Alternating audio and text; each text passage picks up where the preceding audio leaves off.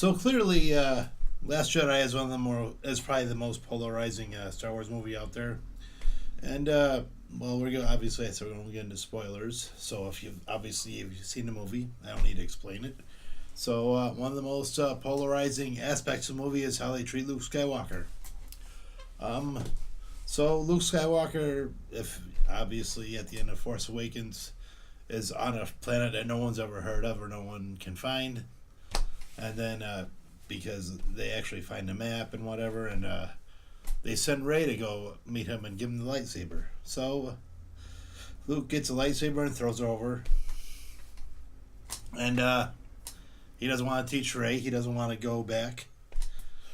He's kind of coerced to maybe teach Rey a couple of things, but it's more he's teaching her why the Jedi failed, what was wrong with the Jedi, why you can have the Force, but maybe don't call yourself a Jedi or whatever.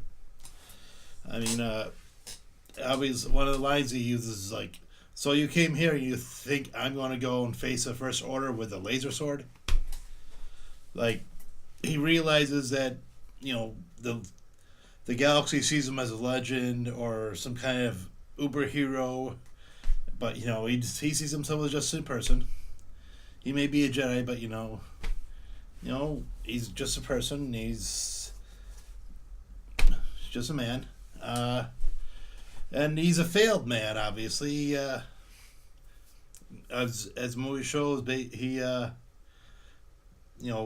was failed by Kylo Ren, or he failed Kylo Ren, but he had a moment of weakness where he thought he was going to actually kill Kylo Ren back when he was at the Jedi Academy or teaching it.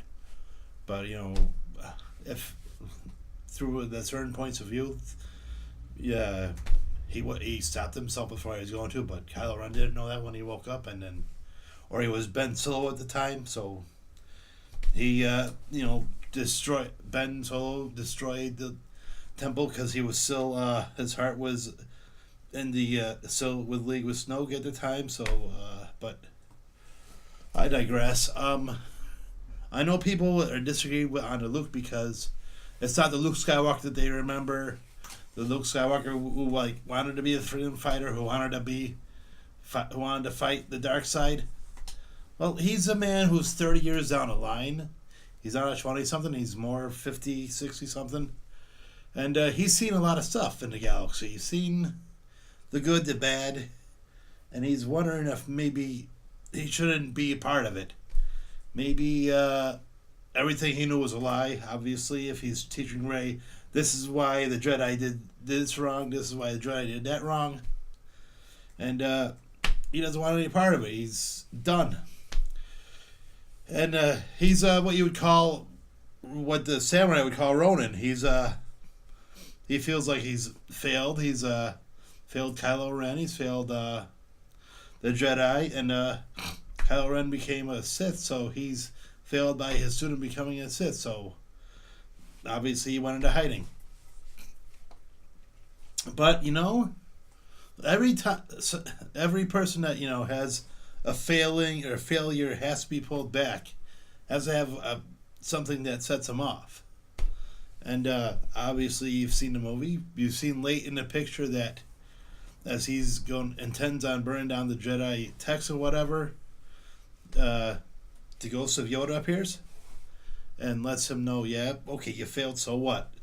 You learn from your fail. Learn that you screwed up. You're not there's still things you can do. Your story's not over yet. The galaxy still can be saved. And you don't need the Jedi books. You can just the books are books. Well, what do you have in here? Rey. You don't have to teach Rey. She knows whatever she needs to know. So, yeah, that was a good moment for me. I thought that was a touching moment in the film. And obviously you have the big finale where Luke projects himself, or sends up across the galaxy more or less. Sends, that Force projection to quote-unquote light a spark. Or to basically increase the myth because he can't get there that fast. I would believe to the planet Crate. So it's more increasing the myth, as no one else in the galaxy wants to help the Resistance when they land on Crate, as they send out a signal for help.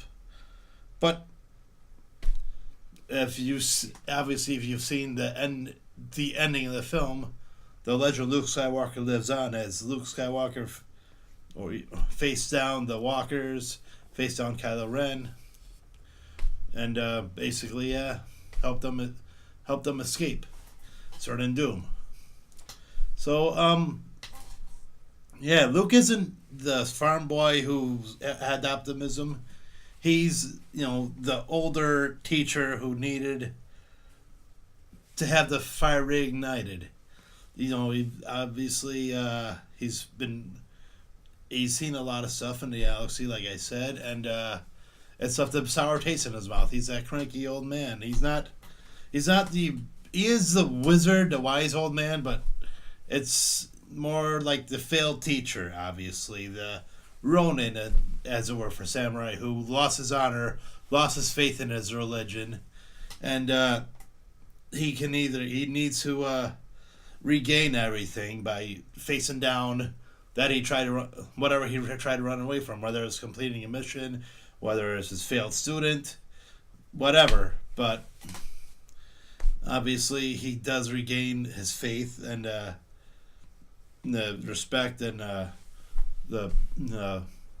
is a mythical status in the galaxy, obviously, towards the end. But yep, there you go. I guess that's Luke's story in Last Jedi, I guess.